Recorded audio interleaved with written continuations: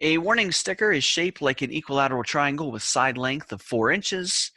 Estimate the area of the sticker by finding the area of the equilateral triangle to the nearest tenth of an inch. The first key piece of information here is that I am dealing with an equilateral triangle. And if I think back to my properties of equilateral triangles, the first thing I should remember is that, hey, I have 3 congruent sides here. And not only do I have 3 congruent sides in an equilateral triangle, but another property is that I have 3 congruent angles. So each of these angles, not 30 degrees, if you take 180 divided by 3, each of these angles is going to be 60 degrees.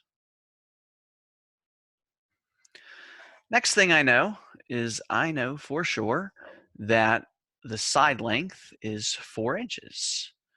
So each of these sides has to be 4 inches.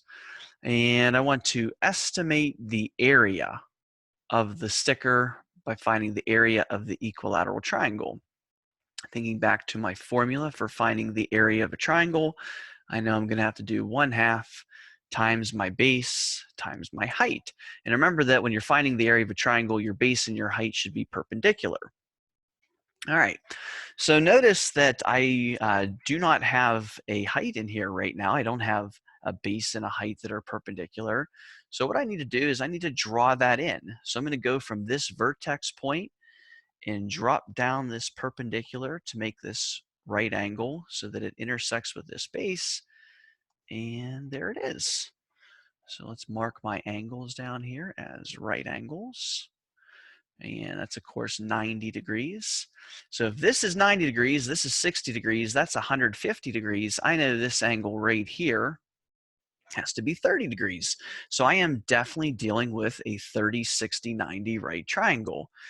And thinking back to what I know about 30, 60, 90 right triangles, let me just redraw one over here. So there's 30.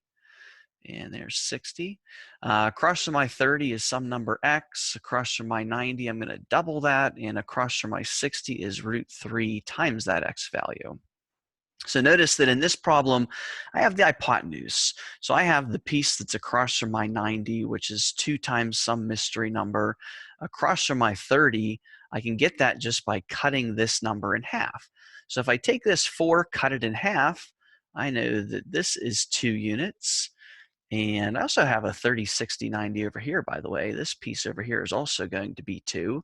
So I have 2 units here, 4 units here, and now I'm ready to calculate that side that's across from my 60. All I got to do is multiply by the square root of 3. So I know that this height right here has to be 2 square root of 3.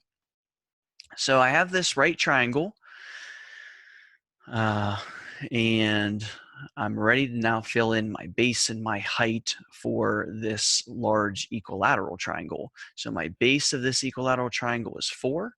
So I got to do 1/2 times 4. And my height of this equilateral triangle, as I calculated a little bit ago, is 2 times the square root of 3. Now we got to do this multiplication. Half of 4 is 2. 2 times 2 would be 4, times the square root of 3 would be 4√3.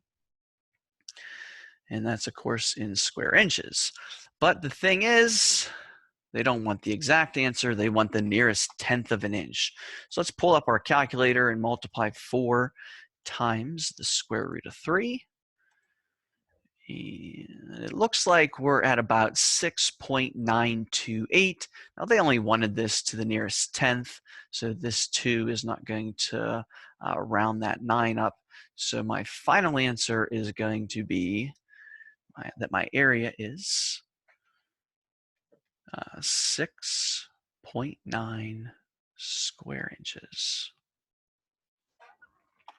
And we're done.